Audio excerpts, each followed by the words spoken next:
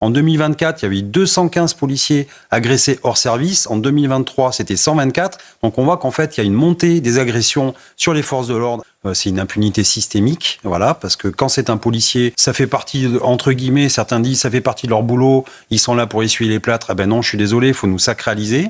Et effectivement, on se dit qu'on ne doit pas insulter, menacer des policiers, des maires, les médecins, etc. Tout ce qui représente un petit peu l'État, l'autorité. Et si on accepte ça, forcément, on fragilise la République, on fragilise l'État, on fragilise l'autorité. Donc après, il ne faut pas s'étonner qu'il y ait des personnes qui agressent les policiers hors service. En 2024, il y avait 215 policiers agressés hors service. En 2023, c'était 124. Donc on voit qu'en fait, il y a une montée des agressions sur les forces de l'ordre et notamment les policiers.